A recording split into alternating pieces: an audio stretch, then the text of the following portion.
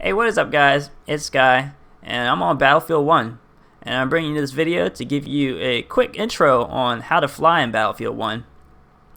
And this will be for everyone, from the beginners to the intermediate players, and maybe the advanced. If you haven't jumped on yet and haven't gotten your feet wet, you might learn a thing or two. Now, I've been on YouTube, I checked out other quote-unquote flight tutorial videos, and they're all just basically control overviews. Some of them go into loadouts, but they don't really talk about the real mechanics on how to fly or how it really plays out in the game. Now, I didn't play the beta, unfortunately, so a lot of people have a head start on me. So I had to kind of jump in and get my head handed to me and learn the ropes the hard way. But I'm bringing you this video so that even if you're a beginner and you've never done it and you've never had any interest in flying, you can jump on and at least have a little bit of fun. Now, I'm on PC, and I'm pretty sure everything translates over to the console version. I haven't picked up the PS4 version yet, but I'm pretty sure all the features in the PC version are available in the console. So there shouldn't be any features that I'll show you that you won't be able to take advantage of. Now, first things first, I jumped on an empty server, and they actually took away the test range option from BF4, which was really nice. So the only way you can kind of just fly around on your own without anyone kind of shooting you down is to jump on an empty server. But you can just go to the server browser, and I'm pretty sure the PS4 version has a server browser too. Just pick an empty server, and I'm playing Empire's Edge Conquest. It's a pretty decent fly map. Kind of reminds me of Karg Island from BF3. And from the get-go, when you highlight the plane icon to spawn in, don't forget, you can choose loadouts for your plane, and you can also spawn into different types of planes. You got the attack plane, which is the default. I like this the best. It's the most balanced. It reminds me a little bit of the attack jet from BF4 and BF3. And you got the bomber, which is primarily a ground attack.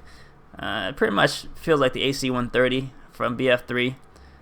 It's basically a tank. You can have a rear gunner, so you're actually, even though you're pretty slow and vulnerable, it's pretty hard to shoot you down.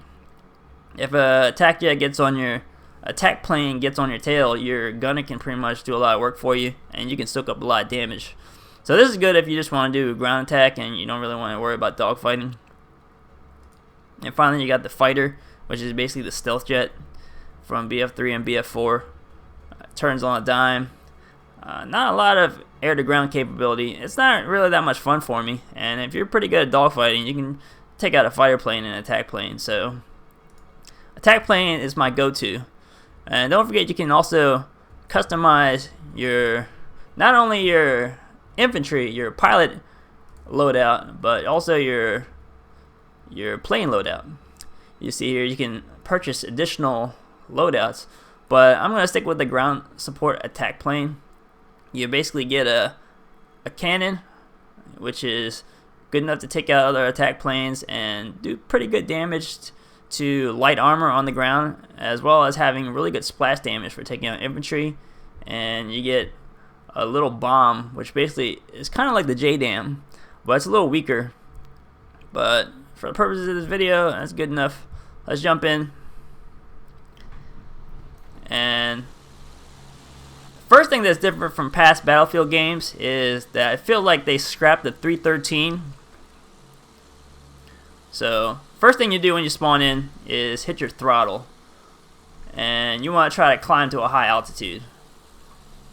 A high altitude gives you an advantage in a dogfight, and it makes it harder for the ground units and the AA cannons to shoot at you, because that's a big thing that changed in Battlefield 1.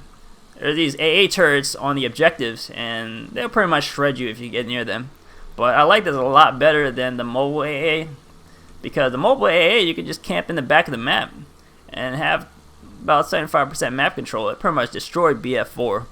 But in BF1, you just have to worry about the objectives. And if your team holds an objective where you know there's an AA cannon, then you're safe to fly over it. But that's for another video. I don't want to get too much into the nitty-gritty. I just want to show you a couple things to help you get your feet wet and learn the basics. So basically, you want to jam the throttle, get elevation, and I like to get out toward the outside of the map, jam the throttle, because in past Battlefield games the throttle didn't really do anything. Unless you were trying to take off, then you would jam the throttle. But in BF1, the throttle is really important because it seems like the idling speed of the plane was not really good. You want to jam the throttle, especially if you're climbing. And then if you're going to strafe the ground, coming from the side at a high elevation, and switch to your first person view. Now you can actually zoom the first person view, which is nice, but I actually like to use the third person view for strafing with my cannon, and then switch to the first person view for the bombs. Now that's basically my tactic for strafing. I like to come in from the side because, for instance, if you strafe from the back, like I'm gonna strafe from the back here on this building, right? And then you're strafing, switch your bomb, drop a bomb. Now, oh crap, okay.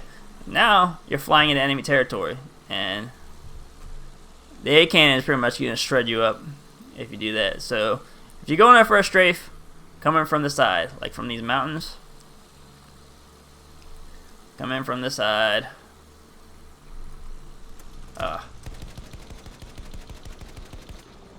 Drop your bombs and go. And jam the throttle as you pull up, because you're gonna need lift. Alright. Another thing that you should know is that they strapped the 313 speed control, which was kind of arbitrary. Jets and planes in real life do have optimal turn speed, but it doesn't quite work the way it did in BF3 and BF4. But there is still an element of speed control. Now, if you switch to the first person view,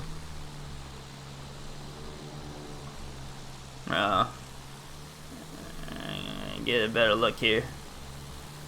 Alright, with this angle you can see the speedometer, which is on the left at the bottom. You see the little needle, and both factions have this UI when you go to first person view in the attack plane.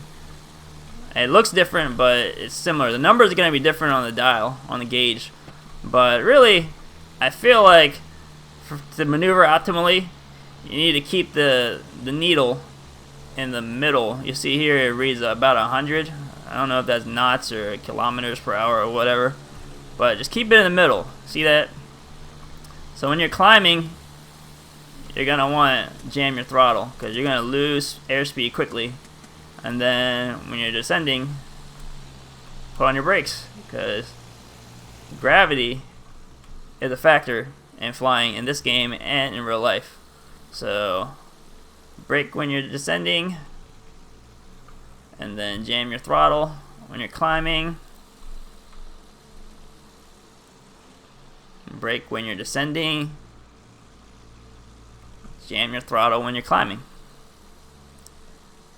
So those are the basics you need to know. I didn't really want to get into dogfighting. I'll leave that for a later video. Thanks guys, hope you guys learned something. Stay tuned for more videos, and I'll catch you later.